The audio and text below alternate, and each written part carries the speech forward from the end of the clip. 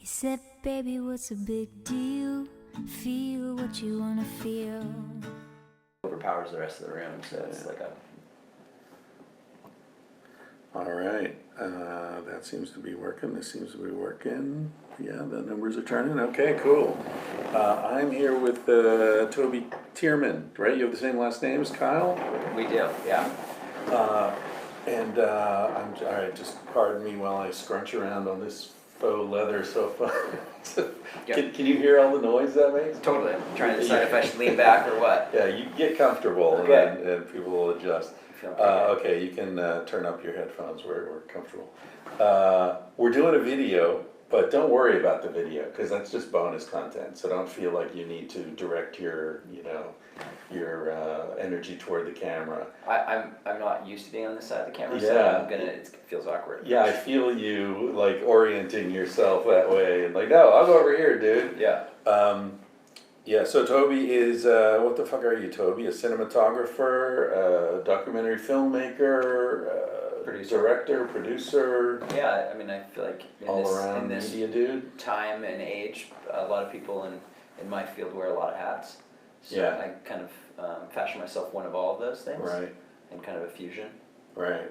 And you're doing you just showed me some of your work online, for people who want to check it out, if you're near a computer, lensfirefilms.com. Yeah. Is that the site? And then your personal site? TobyTiermann.com. TobyTiermann.com, and the Thiermann is Thiermann. Yep. 2 N's, right? Lensfire's LENS Fire Films. Lens Fire Films, yeah.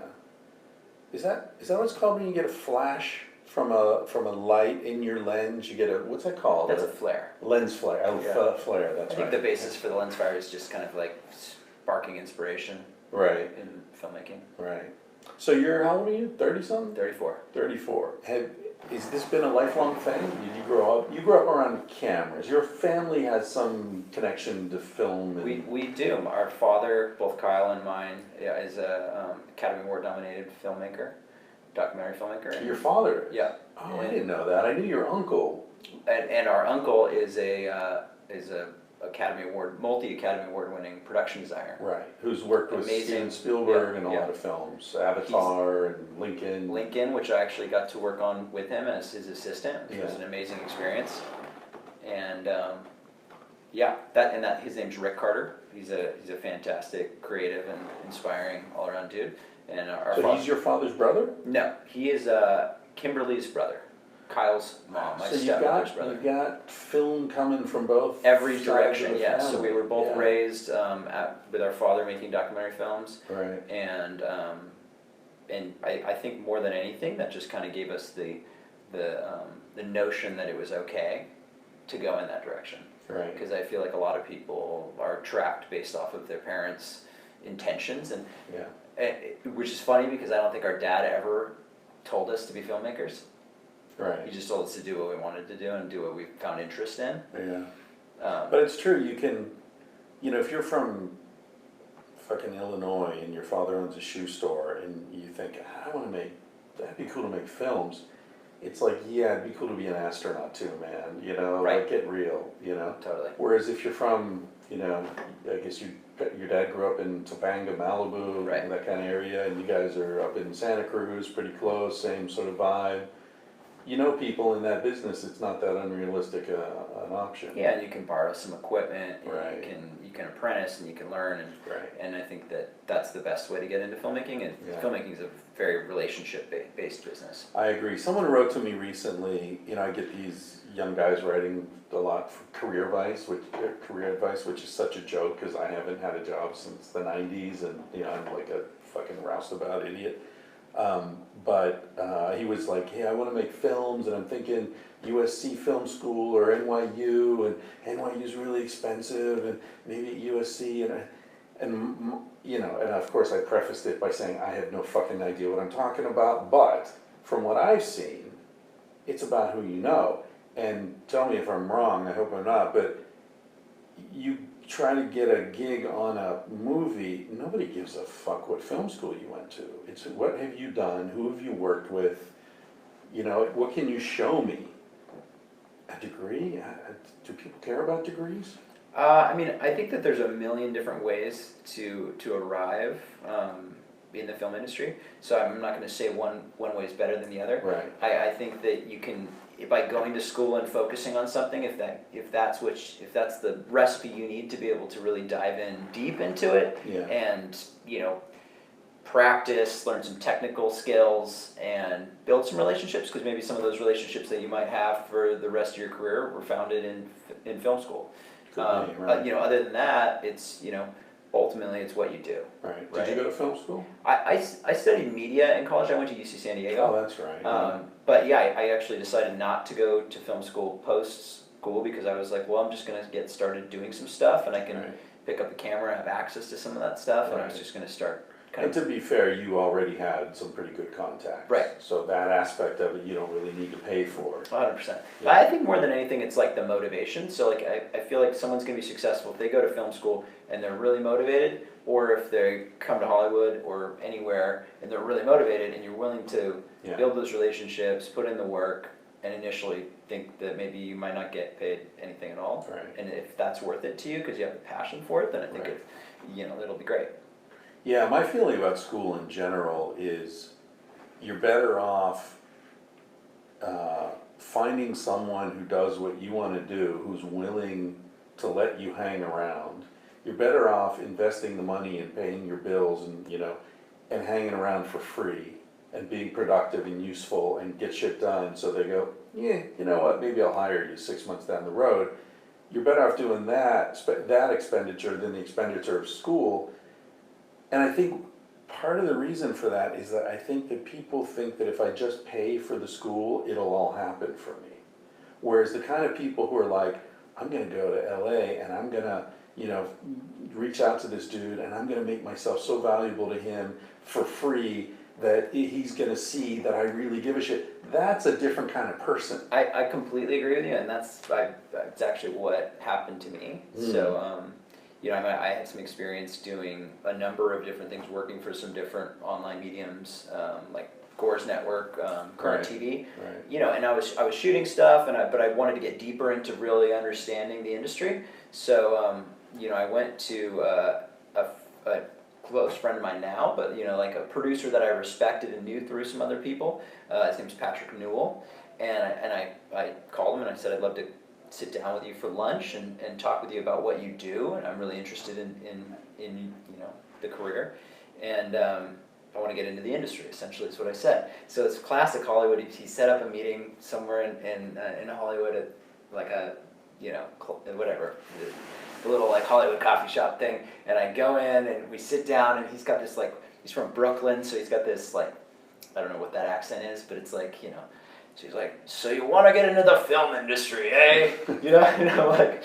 Sure. Basically, my approach was, look, I want to learn more about it, and I'm willing to do anything, Yeah. and you don't even have to pay me, is what I told him. I said, I'll just come out, I'll give it my all, and you don't have to pay me if you don't want to, and until you think that I'm worth something that warrants being paid. With that said, any weathered and knowledgeable producer will probably always pay you, because film industry is really hard, and eventually people are going to want to quit if there's not some compensation. Yeah. Because especially with because it's not all pretty, it's not all glamour and glitz, and you're going to be pulling some 15 to 17 hour days when you're really trying to get it done, and it's going to hurt, but then at the end you forget all that, and it was a great experience. Yeah. So what happened there is we had that lunch, and I was 21 at the time, and I went back to Santa Cruz. I was having dinner with my mom on her birthday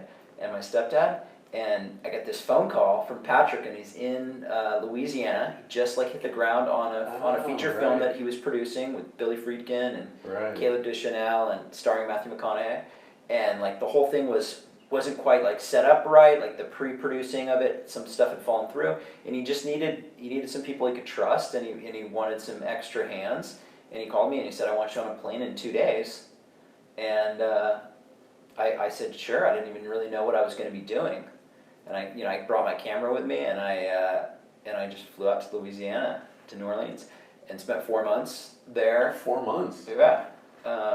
Maybe 3.5. 2 days But, notice. right. I was fuck it, you know, Yeah. here we go. And it was great. It was a great experience because since I didn't really run into it with like a specific title, it was an opportunity to do anything that needed to be done. Right. And I think Patrick respected that, so he also gave me tasks that he thought I'd enjoy. Right. So I got to, sit in the post-production facility with Friedkin and Caleb Deschanel when they're reviewing like dailies. Wow. I got to be on set every day. I got to shoot some behind the scenes. I shot interviews with Matthew McConaughey, Emile Hirsch, Thomas Hayden Church, but like huge actors. Yeah. And I just got to wing it. That's fantastic. And it was epic. At 21. Right. Yeah. And what's so cool about that, and I think this is something young people should really focus on too, is that you're 21, you got very little to offer. You got no experience, very little skills. What do you have? You have enthusiasm, you have energy, you have flexibility, and you have freedom, right? And follow through. If you're good. Yeah, I think that yeah. you have the opportunity. Yeah. Everyone has the opportunity to follow through, right? And I think that that's one thing I tell anyone that's getting into the film industry, because it's if you say you're going to do something and you do it, then you start to become valuable to people, because it's a no shit business. And it's like, if you say you're going to cover something and it's not covered, you're essentially worthless to me or anyone else, because you just dropped that ball. Right. And that's when everything starts to fall apart. Right. Yeah. Yeah. Yeah, it's interesting. I mean, think about that guy. What was his name? Patrick? Patrick Noah. So Patrick's like, fuck, I need people. Who can I call? He's not going to call a dude who's 40, who has 2 kids and a wife, and, he's involved in other projects. Like, that guy's not going to drop everything and fly to New Orleans. Right. He's going to call the kid that just said he'd do anything. Exactly. Totally. Yeah. So you're leveraging the one asset you've really got, or one of the few assets you really have. Yeah. And the trick there is to pick the right people that aren't going to just take advantage of you, chew you up and spit you out, because I think there is a lot of that in the industry. There's there's plenty of people that will hire you as a PA for $100 a day or $50 a day, which is like painful wages to survive in Los Angeles or anywhere else, right? Yeah. And you're going to be working 12-hour days, and their plan might be just to have you be that until you quit. Right. But maybe you need that experience to then move laterally to someone else. But it's definitely better if you can pick the type of people that want to foster a relationship, help you grow, and see you as the potential of being an asset to them in the future as well. And Patrick's offered me multiple jobs since then, and I've wanted to take some of them and haven't been able to, just based off of other projects and whatnot. But and I went to Romania with him a couple years after that for a Shia LaBeouf movie, to work on that for about 3 weeks. What was the movie? The Necessary Death of Charlie Countryman. Is it out? Yeah, it's like an indie. It's probably like it was probably like a $5 million movie or something like that. But totally. Cool. Yeah. It's a strange film. It's cool. Yeah. Do you do a lot of independent stuff? I think that the work that I do falls into a lot of different categories, and kind of as I've gone from, this is 13 years prior to when I kind of started doing that stuff. I've done a lot of documentary work. I've done a lot of behind the scenes work for big feature films. So I get to do a lot of stuff for Universal, DreamWorks. So does every big feature film have a behind the scenes operation going on? Usually they do. And who's it for? Who's the audience? So it's a marketing. Essentially, the behind the scenes component of a feature is in the marketing world, because by creating that additional content, it allows the studio to be able to let people know that the film's coming out, drop teasers. Kind of like we're in an age where social media and people's interconnectivity to all of the things that are coming down the pipe for them is amazing, and that's really upped the importance of this type of content. People are Instagramming, people are Vining, people are Twittering, people are YouTubing. The word of mouth thing. Right. Yeah. So it's for Universal or DreamWorks or Sony or any of these other companies to start telling people about a film that might be coming out in 3 to 6 months, that far in advance. They probably haven't even cut the trailer yet. They haven't done any of those things. People are going to start talking about it and start thinking about it. Right. And that's going to allow for them to have bigger returns in the box office. And the amount of money that they spend documenting that stuff is minuscule Right. in comparison to what's being spent on the film. It's like an author who sells T-shirts advertising a book he hasn't finished for 4 years. Right. Is that something you do? Yeah. Perfect. I've been selling these T-shirts. I mean, this a guy who listens to the podcast sent me the design, and he's like, "Hey, you might want to use this for a T-shirt," because I've been talking about the book, and it's this sad chimp. I don't know if you've seen it, and it's like a sad chimp with an iPhone and a Big Mac, and it says "civilized to death." I want one. Yeah, I'll give you one. And so I put them online, and people have been buying, so thousands of them. But then the book kept getting delayed and delayed, and now I'm this fucking douchebag who's got all these T-shirts out in the world. I haven't finished the fucking book. So anyway, it would have been really smooth if it had worked as intended, building buzz. But instead, I'm just looking like a shithead. Maybe you need to do a lunchbox when you actually drop the A book. lunchbox. That's a great idea. Yeah. Bring back old school. People keep asking me to do stickers. Like, do people buy stickers? I don't What do think you they do buy with them, but they stickers? use them. To stick on things? Like what, on other people's cars? What Water do you do with a bottles. sticker? Oh, water bottles, yeah, that's true. I feel like the water bottle trend is back, like the coffee cup, water bottle. Yeah. That's good. Yeah, Americans are very, I mean, I don't want to rant too much about Americans, of course, since you are one, I guess I am one too. But Americans have this thing about being hydrated. It's like, hey, don't forget to hydrate, bro. Like, why are Americans so worried about hydration? You've been to North Africa. Moroccans aren't walking around going, don't forget to hydrate, buddy.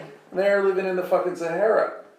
I think Americans have a weird thing going on. I think it's, Their fears. that I agree with that. There's definitely a lot of fear, but I mean, it's probably not the worst thing to support. It seems like it'd be good if we just drank more I water. mean, yeah, if you're in Europe and you see someone walking down the street with a water bottle in their hand, you know it's a fucking American. You know, Right. gotta take my water bottle everywhere I go. Yeah. If it's a cappuccino, then Yeah, they're it's a definitely Italian. cappuccino, exactly. Little glass of champagne or something.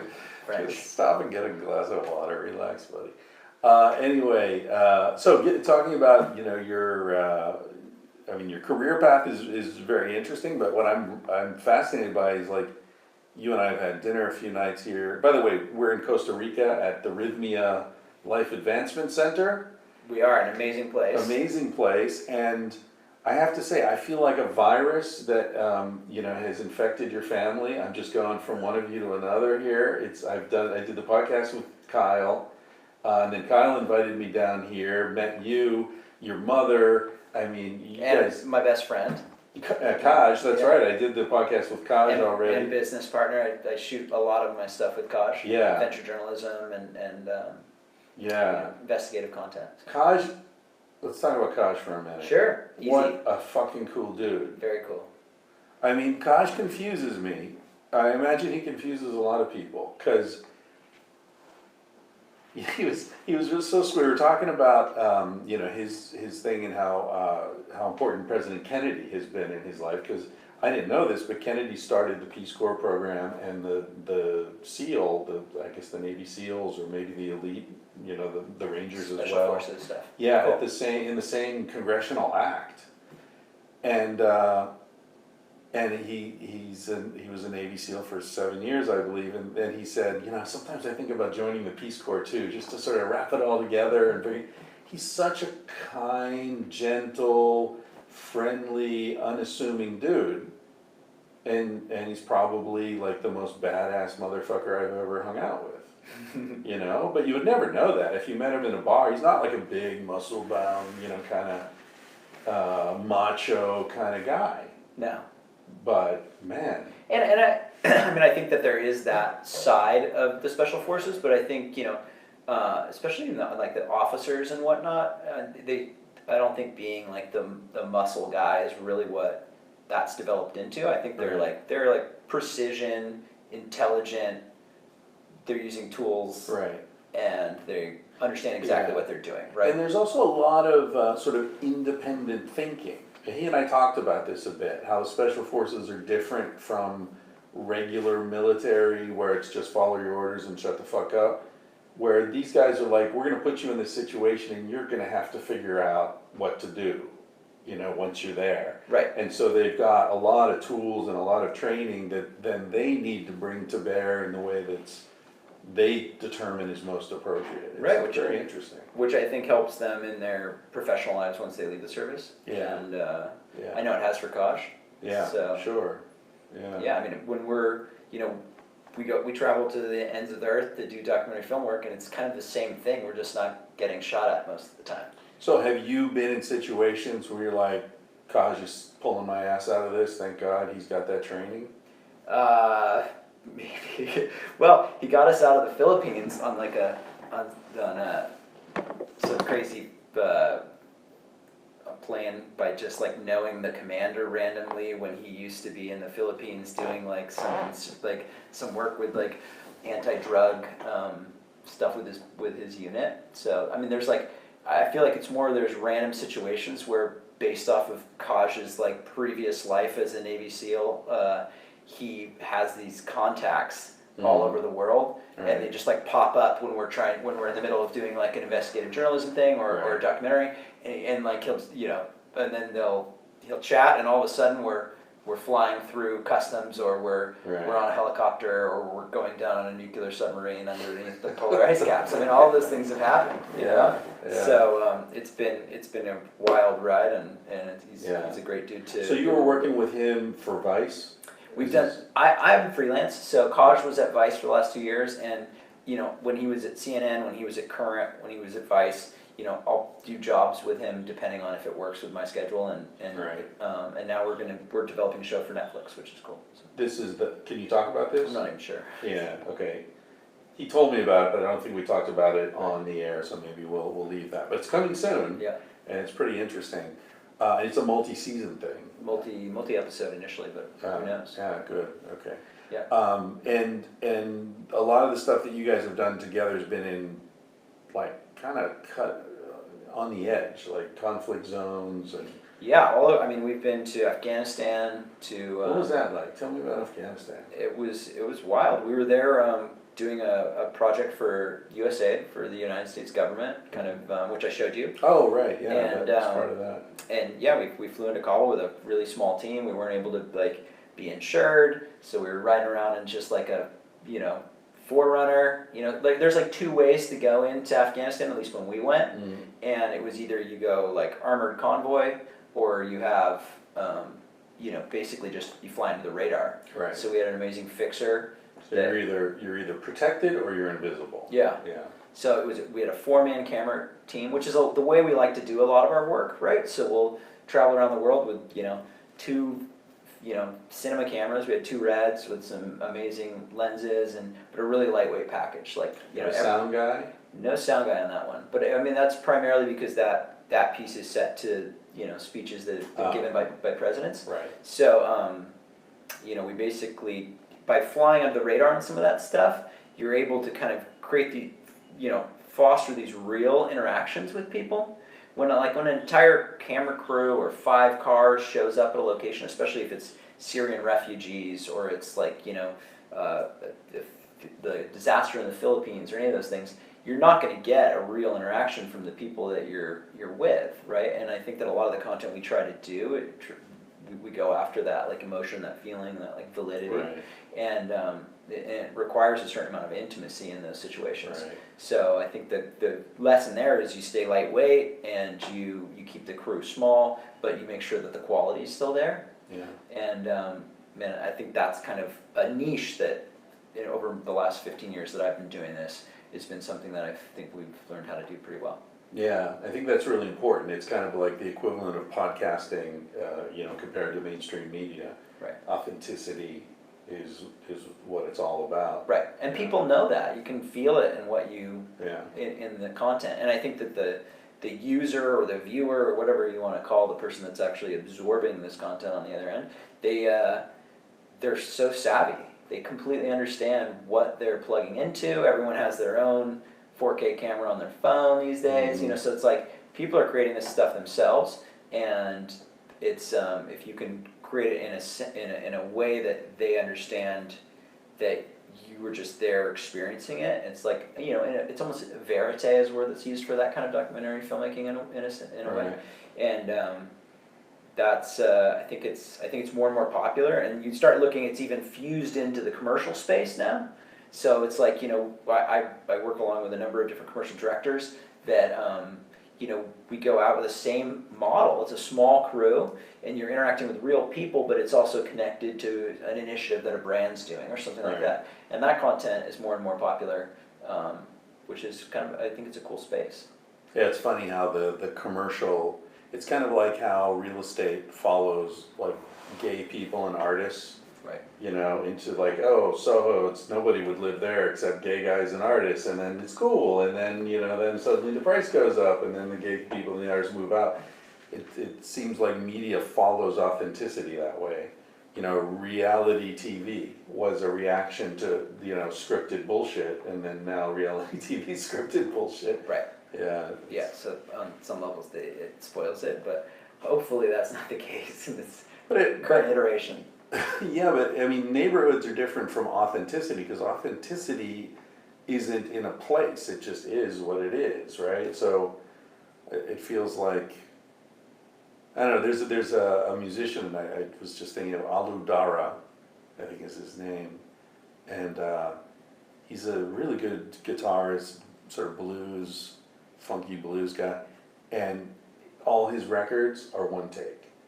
He doesn't do multiple takes, because that's his thing, like that's authenticity. Right. Or, Very beat.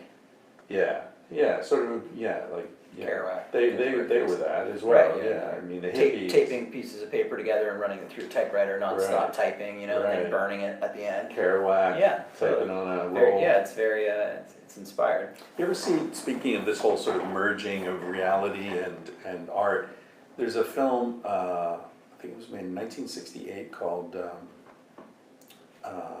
Medium Cool. You ever heard of this movie? No. Haskell Wexler? He was a great cinematographer, Okay. he just died a couple Right, years right, ago. yeah. Worked on lots of big movies, Silence of the Lambs, I think, whatever, lots of big movies. It was his first film. He was a TV cameraman in Chicago for like a local news station.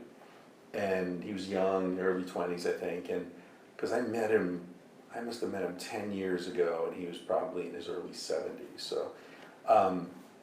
So the story is that everyone knew in 1968 that the Democratic Convention was going to be a shit show, because the war protesters, the Vietnam War protesters, were all saying, we're going to like shut down the convention, we're going to be in the streets, millions of us, And Mayor Daley of Chicago said, well, fuck you guys, the cops are gonna come, I'm gonna call in the National Guard if I have to, we're gonna keep order no matter what. So there was this like, ooh, it's gonna be bad, this is gonna be bad. And '68 was a rough year. Kennedy was killed, Martin Luther King was killed, it was Right. like, fire in the streets kind of thing. Well before my time, but. Yeah, I was 6, so I don't remember it, but, so here's this guy Haskell Wexler, and he sees this coming, right? And he comes up with this idea of writing a screenplay, hiring actors, and the story takes place at the convention, the Democratic Convention in 1968 in Chicago, which he knows is gonna be a historical moment Right. before it happens. Awesome.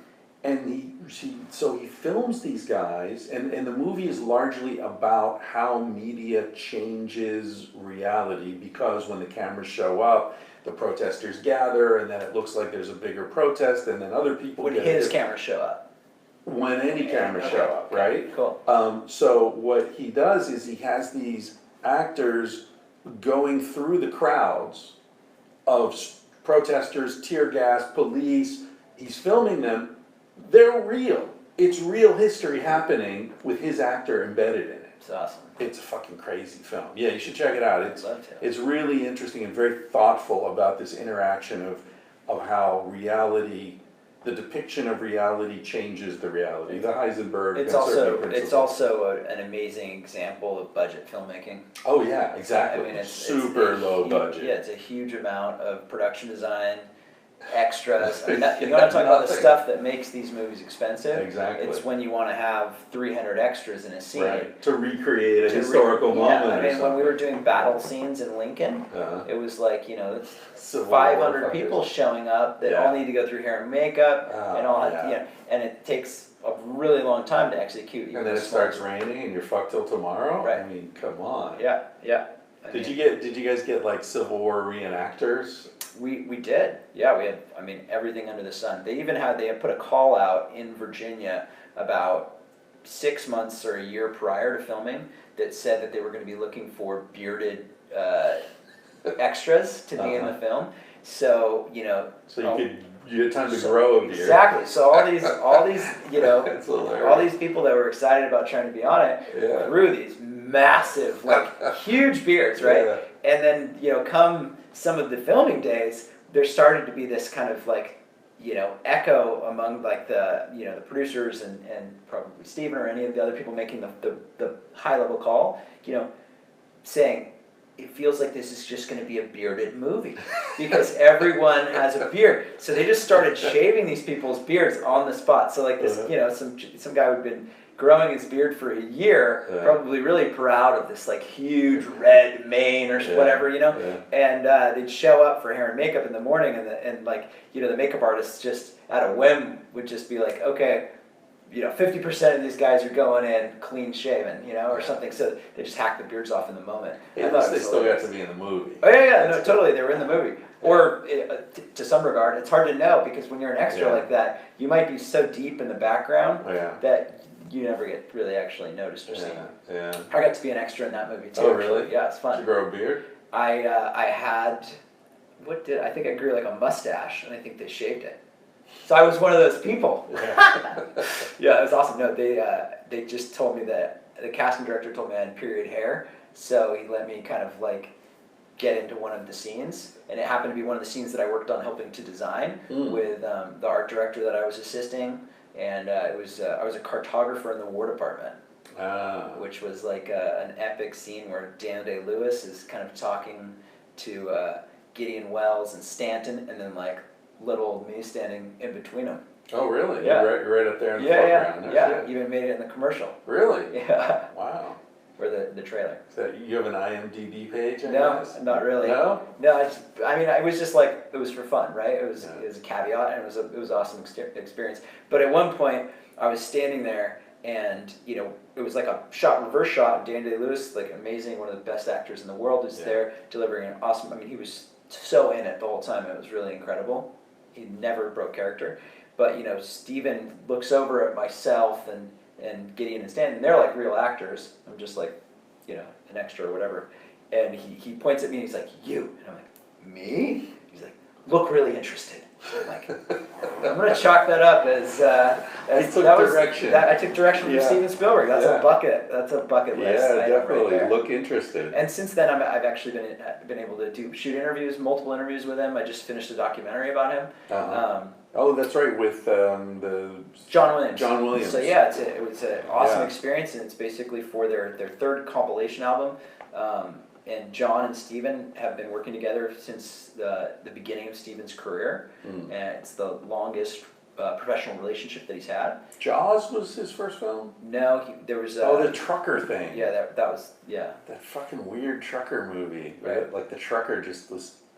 It's a terror movie. I forget what that was called. I saw that though. I'm blanking on the name at the moment, but it'll come to me. Yeah. But yeah, so we got to spend a number of days with them and the scoring, and produced a piece for Sony that I thought was really cool. Yeah. And it's just great listening to these two legends like talk about their path and as these creative powerhouses. Yeah. Because one of the really amazing things that John said was that he just saw himself as a worker, and not that he was going to. I mean, these guys are legends at this point, right? They've created some of the most impactful film and cinema, and but he said, I'm just a worker. I just show up every day, just doing a job, And Steven's the same way, and we look. If you would have told me at the beginning that I would have created this body of work and we would have done all of these things, I would have told you that you were crazy. Right. But looking back on it, it's really incredible.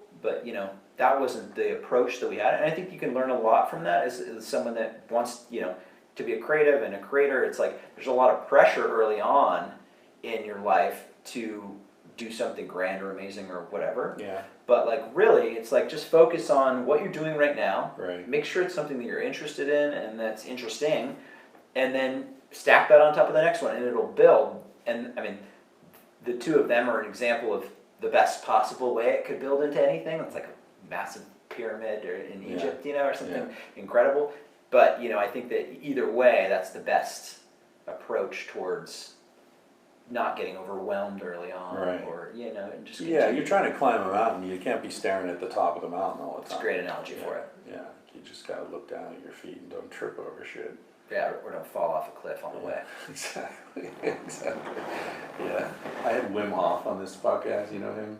I've listened to his podcasts about him, and he's very inspiring. And I was actually sitting next to a guy here last night who has gone through his training. Oh, really? Yeah, Oh. yeah. I want to ask him more about it. So Yeah. that sounds awesome. Yeah, Wim's funny. I have a friend I was camping with a couple weeks ago who we were talking. He's like, oh, Wim Hof. Yeah, I know Wim Hof. I heard him on your podcast. But I met him once. I was like, really? Where'd you meet him? He's like, well, I was climbing Mount Everest. And, I heard the stories about some Dutch dude who was climbing in shorts.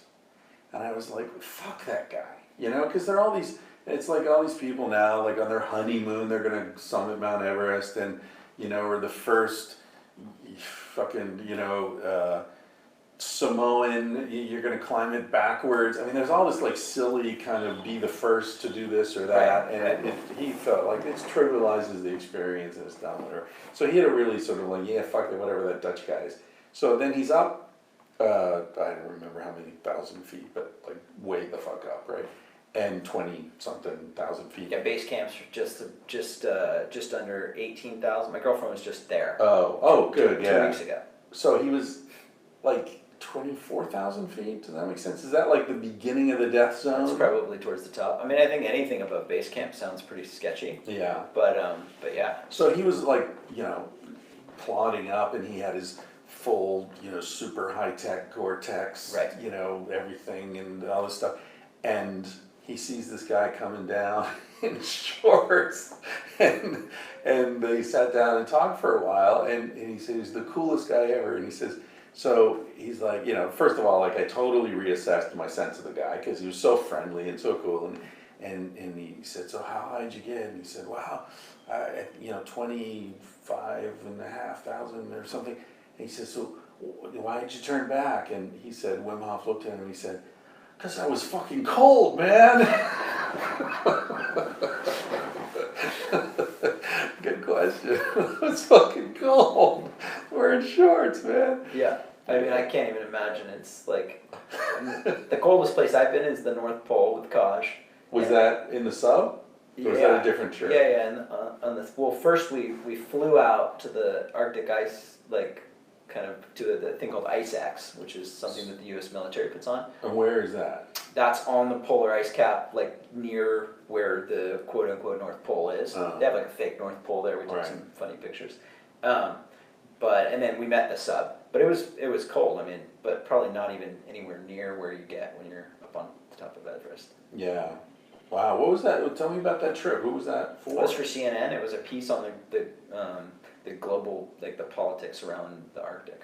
So, like the opening up the Northwest Passage and shipping. Less about that. It was more about kind of like the battle for resources at the top of the world. Right. So I think really what's interesting about the North Pole, I mean, this is a piece we did several years ago, and it's still relevant. Shane Smith did a similar piece on Vice recently, and it's that there's all these countries that claim ownership of the Arctic, and the Arctic is really like the last owned area on the planet. And it's not clear how those national boundaries are. Very disputed. Because no one gave a shit because there's nothing up there. And there's no access initially, but now more and more, and then people are realizing that there's a lot of resources up there, from like water to food, or water to oil to diamonds, to other things. Yeah. So Russia planted a flag on the bottom of the ocean that kind of started the U.S. off, and then China's got subs up there, and then so. Fuck China. They have come on, it's Canada, Russia, and maybe the U.S. with and Iceland. Right. You gotta be I bordering think there's 12 countries that claim some form of ownership. Right. Which it seems like a lot. Yeah. But yeah, so the U.S. goes up there and kind of, they have a couple subs, they have some, they have a little base, and they do it like once every 2 years for a couple months to kind of practice their capabilities.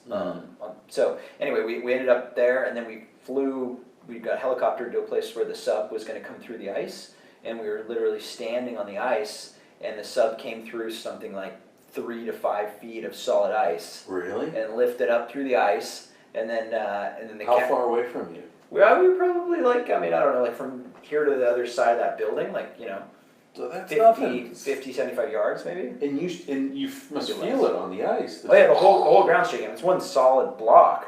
So like everything's shaking. I'm standing there with a tripod, like trying to not blow the shot, because you're freezing. But then at the same time, you're like, oh, I hope the batteries don't freak out. What if they fuck up by a few feet? They'll come up right under you. Well, it's crazy actually.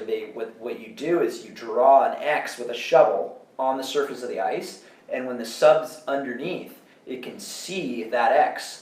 Because of like the fact that it's a strange contour, because the light's coming through, so it can actually see the X that you draw on the surface, just because it's an irregular shape, and then they shoot for that X, and they hit it by like a couple feet, I mean that's kind of what they do, is just precision. So and then they come straight up, they increase the buoyancy, and the sail of the sub is what actually penetrates, Right.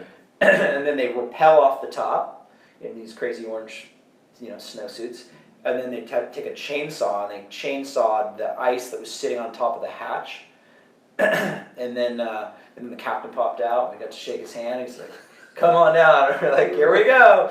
So we just went down on the into the sub for 2 days, and we cruising around at like 250 feet below the ice. It was awesome. It was crazy. I mean, Kaj and I were doing workouts in between the Tomahawk missiles, because that's like the only place on the ship where they can't like put something. So that's like the only place. So like one of the guys was like, "Hey, you guys want to go do a workout this afternoon?" Because like we have a pretty lax schedule. We're in there shooting the interviews and stand-ups and walking around and kind of doing a story. But like we're not on, the sub. Like, these guys are working nonstop. Yeah. So we had like some time to enjoy ourselves, and it was cool.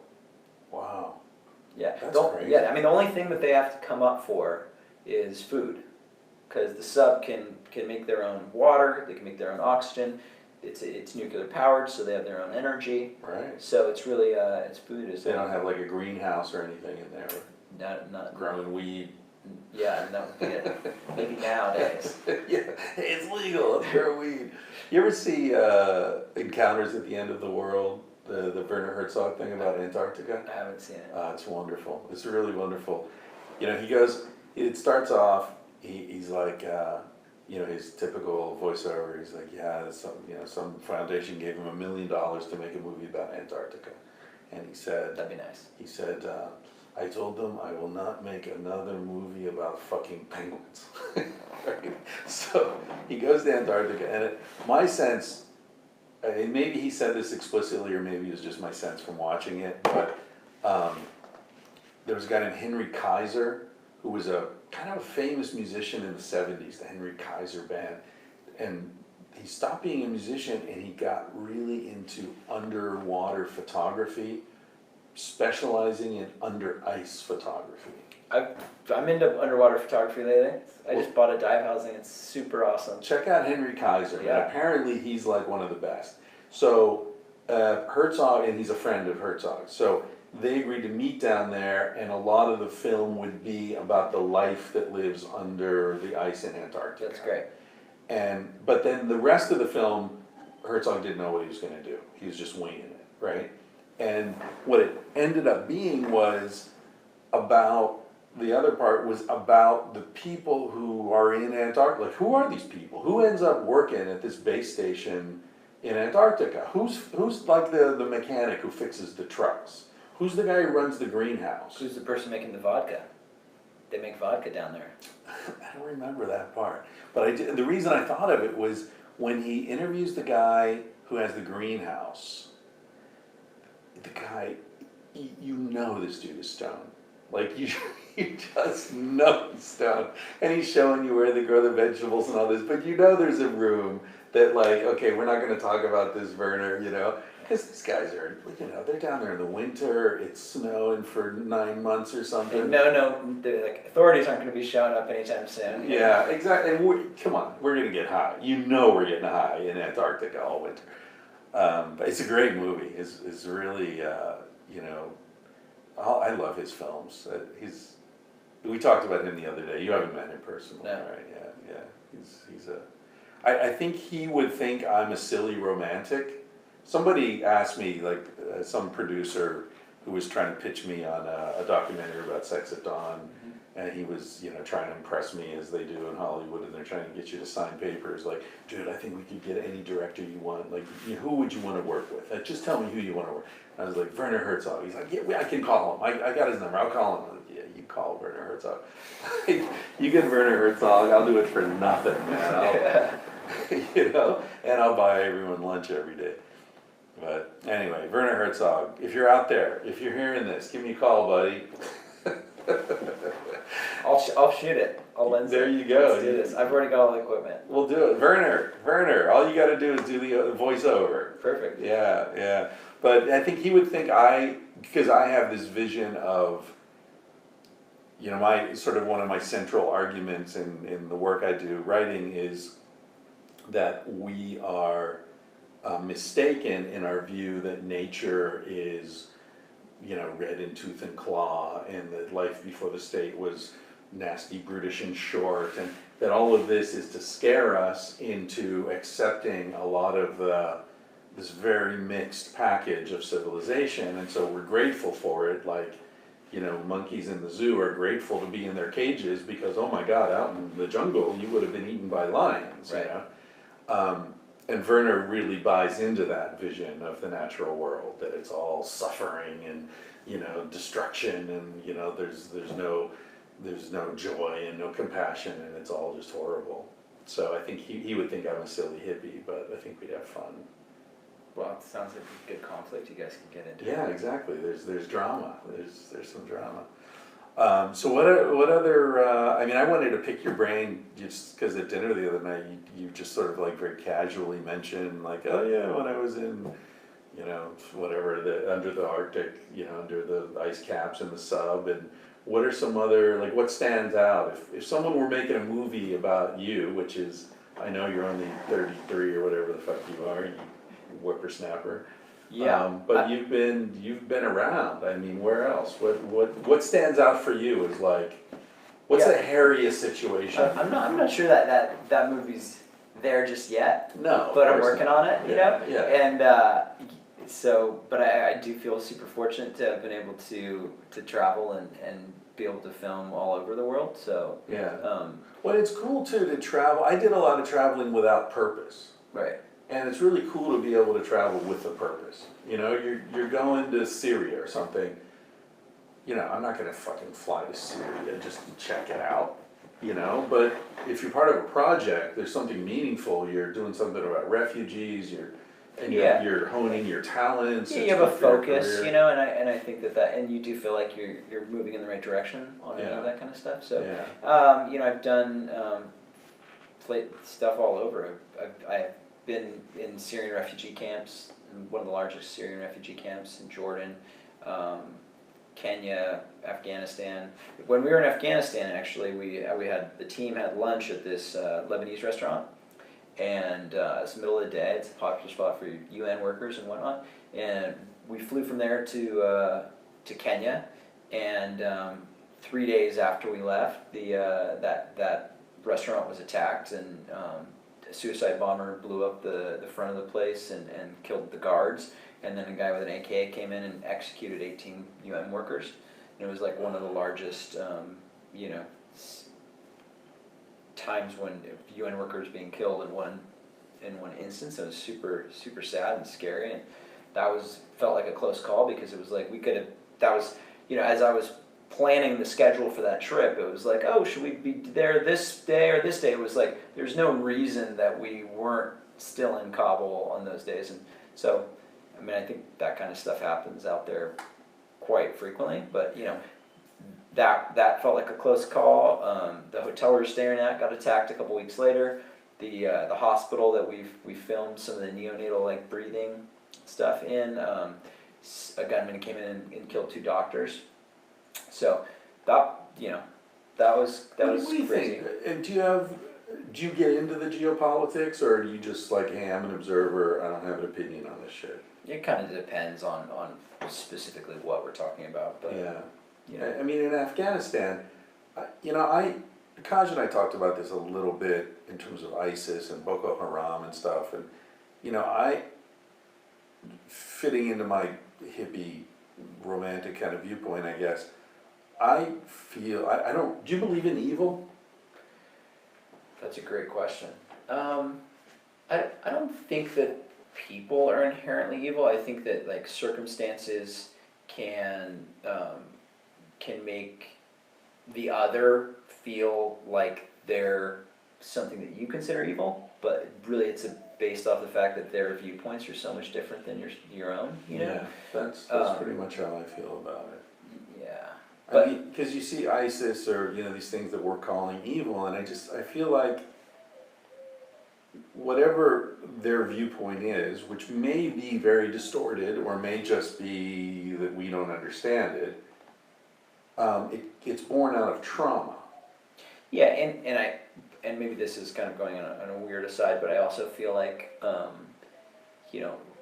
sense of righteousness is really dangerous. Yeah. Because people are willing to do things to other people based off of the fact that they think they're right, and that it's the will of a higher power or something like that. And I feel like that's a shield that a lot of people hide behind when they do acts that I would consider evil. Right. But right, they surrender personal responsibility for it, so you right. can get away with a lot. Right. Yeah. Which could take the form of following orders, could take the form of defending freedom, right. could take the form of Allah, justice from Allah. Right. Yeah. Right. So and I think that like just branding things as evil is not the best solution, because it just puts everything into a big box. Yeah. And then just creates more fear and hatred. Yeah. But I mean, I feel like in a lot of cultures, including our own, like we tend towards finding someone or some other to hate or distrust or whatnot. Yeah. Which is sad. You've spent a lot of time overseas. Have you lived overseas? That's a good question. No, not really. I've spent, other than, I mean, it depends what that, I've been all throughout Peru and Chile and Argentina, and we're in For work, Costa Rica right now. Cruising around. For all, yeah. And then, but I mean, a lot of the documentary style trips that I do or work on can be anywhere from 5 days to several months. Right. So in that regard. You speak Spanish. Yeah, but not as well as you. Put in 20 years in Barcelona and you'll speak way better than me, man.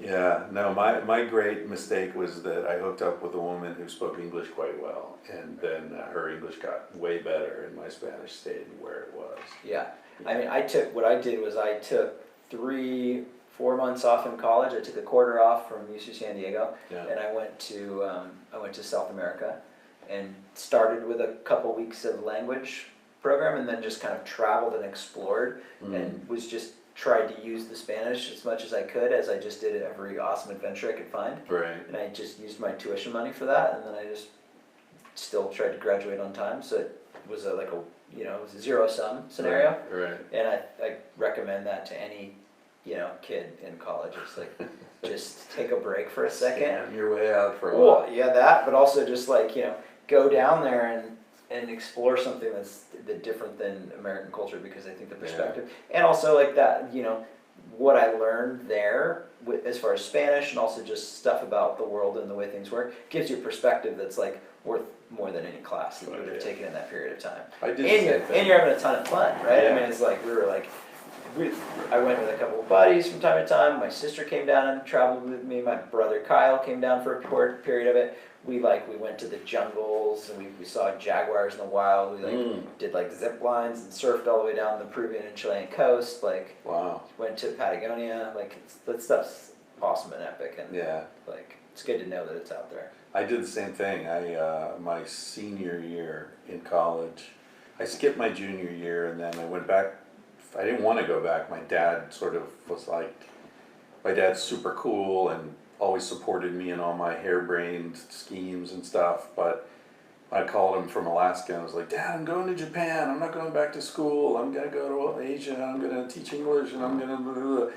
And he was like, look, you know, I never ask you to do anything. I'm going to ask you this one time, go back, finish. It'll be so much easier to go back, finish one more year rather than 10 years from now try to go back and finish your degree. You know, your credits, they want, it's just, Yeah, I'm definitely not recommending stopping and not going back. I think it's Yeah. good to get it over with. yeah, get the Because otherwise it fucking only degree. makes it that much more difficult. Yeah, But, yeah, he was right about that. Totally. Yeah. But anyway, I got back to school and I was like, all right, I'll go back, I'll do my senior year, but I'm not gonna live in any fucking dorms again. Because I'd been living in my tent for months.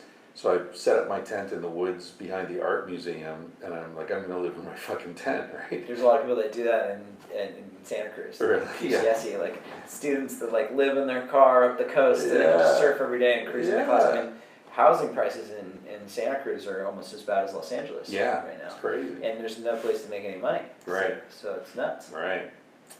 But anyway, so I was bitching one night. I was hanging out with a professor, a friend of mine, and a guy who was the dean, and I was bitching about, you know, I don't need to be back here. I'm done. You guys should just give me a degree. You know, it's like I know how to read and write. That's all a degree in English verifies. And the dean was like, yeah, but you gotta, you know, do your time, whatever. It's in prison. Yeah, exactly. Put in your time. And I was like, anyway, I was complaining. He was like, well, wait a minute. Why don't you go to Mexico? And I said, what do you mean? He's like, well, just get some independent studies. You got some professors who are cool and friends, and they'll sign the form. And like, just go. And I was like, yeah, but the thing is, you can only have one independent study in your senior year. And he was like, yeah, but the professor signs it, I sign it, it goes into a file, and no one ever sees it again. So there you go.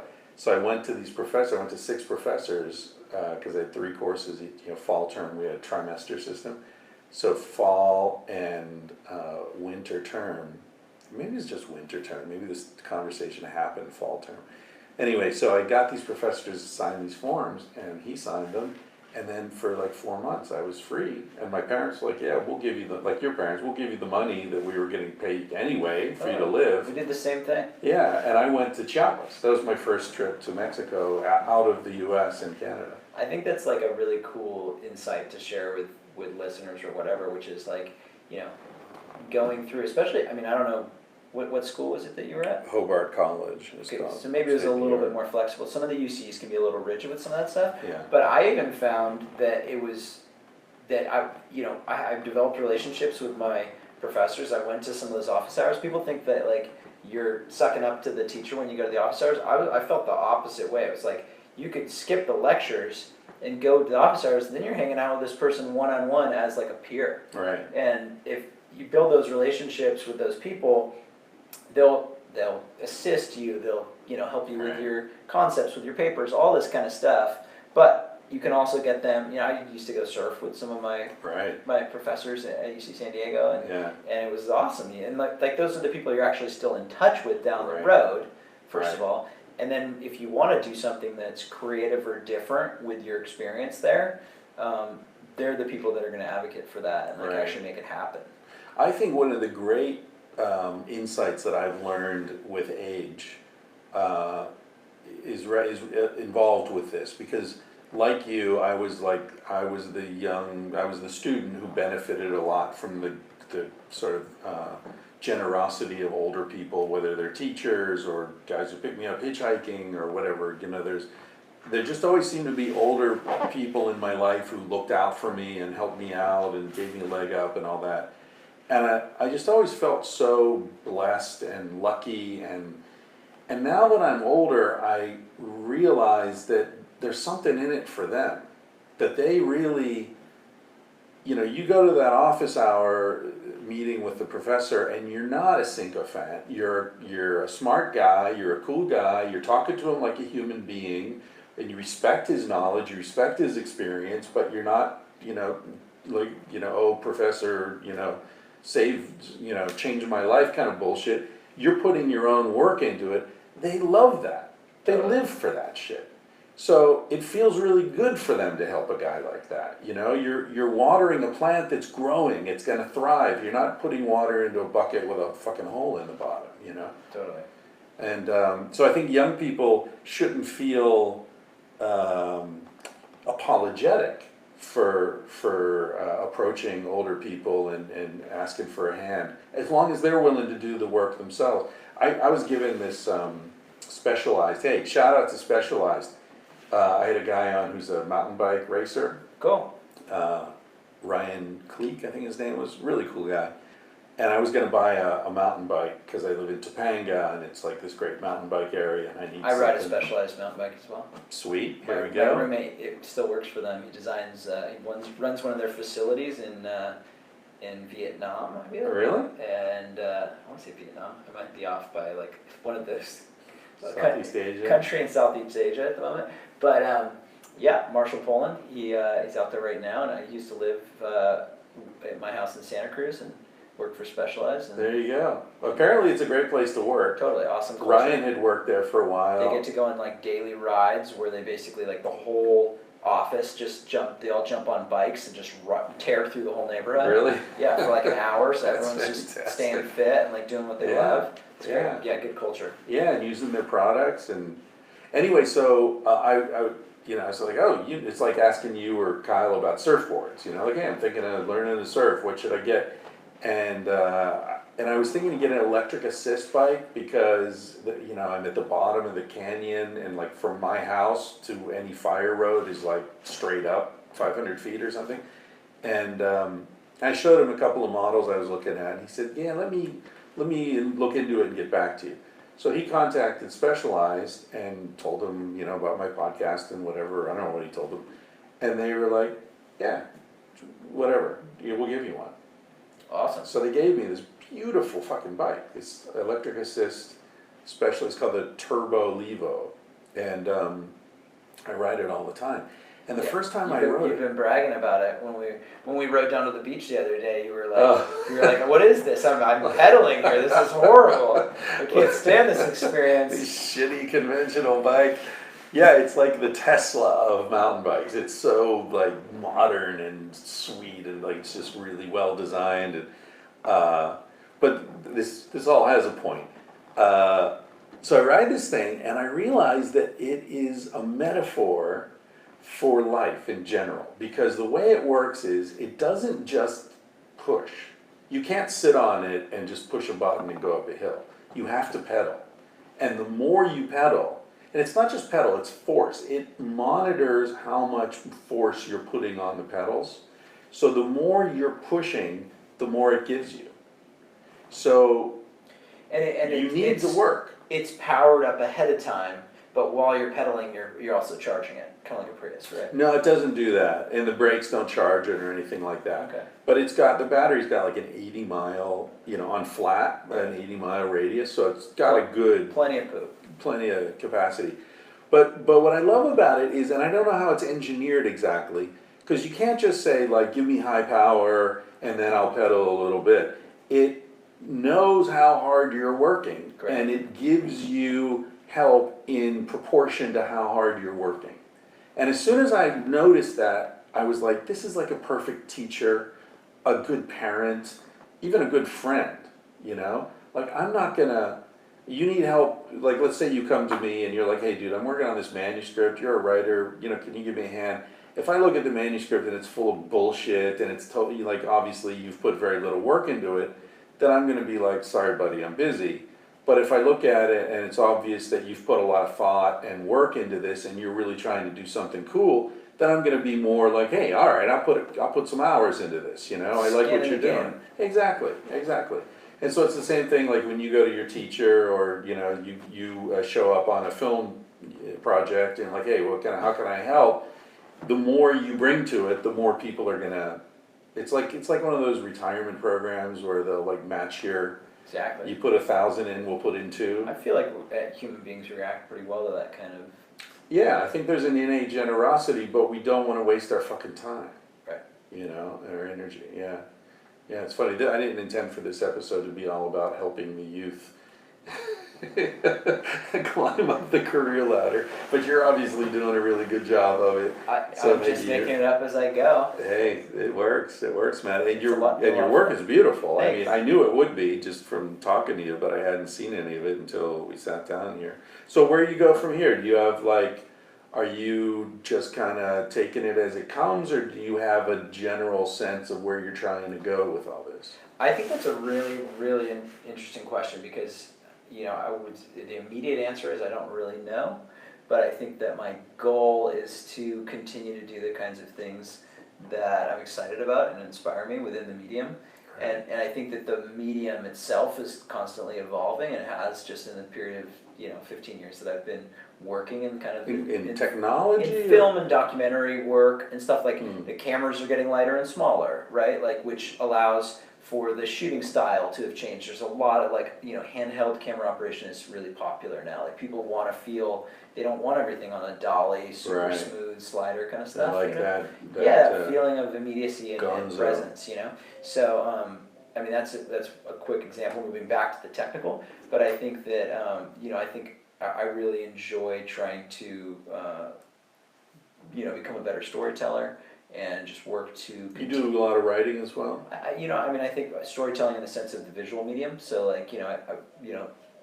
whether I'm working on a show with Kaj or we're doing like a documentary, it's just diving into what is that story that you're after, and so a lot of those things can be pseudo pre-scripted ahead of time, but a lot of the stuff that we do is you're really finding a premise and a question or a conceit, and then you're going to go out and it's going to unveil itself in the field, which I love because I feel like I kind of dig the immediacy of things. Do you show up at a location with a clear sense of what sorts of images you're looking for, or do you show up more with a sense of emotions you're trying to convey, or Well, the I think it narrative? depends on the project. I think it's a really good idea to have a sense of what the emotion is or what the overarching takeaway is from that you're going to want from any project. But then I think that the a lot is informed by the scout, assuming you have time to do that. But I highly recommend it. The more time you can have to walk through a situation, meet some of the people that you're going to be involved with, or Right. interviewing or interacting with beforehand.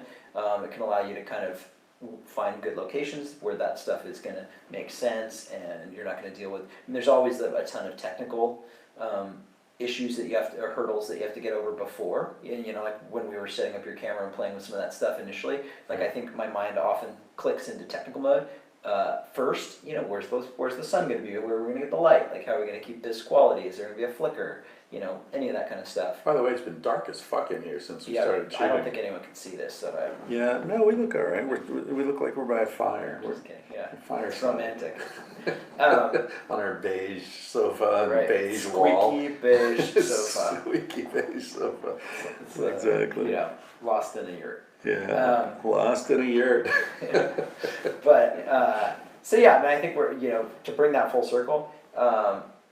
I'd like to start to try to create some episodic shows for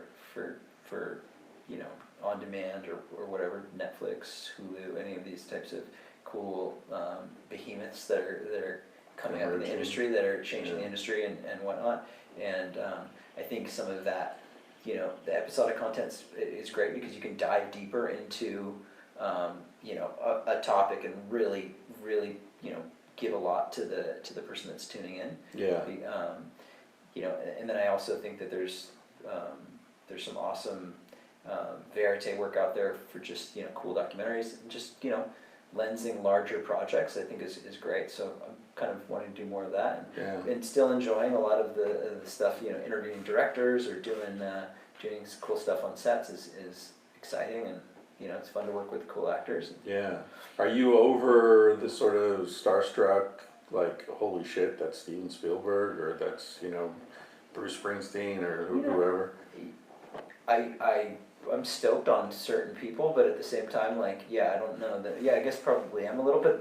I think that You see them as people. Yeah, I think you always should try to approach those people as just people, and you're going to get a better reaction or interaction from them anyway, right? I mean, you want to take it really seriously because a lot of these people's time is limited and, Yeah, you know, sure. there's no bullshit, but, so you wanna get it right, but at the same time, they're just human beings, just Yeah. like you, are moving from one thing to the next, and I think that if you can, connect with them on that level, you're gonna be better off than if you're just standing there with your mouth open. Who have you met like that you admire most as an artist? I mean, we were talking about Stephen King the other day. Oh, right. He's awesome. Yeah, you met him I met him on. coming home with Chick-fil-A sandwiches. Yeah. I mean, it just it's like he's just himself, and he, you know, doesn't have to apologize, and that's awesome. And he's inspiring. And Does he have like an entourage or anything? no, I mean that was the thing. Like this guy's one of the most successful writers in history, and you know, he was just very down to earth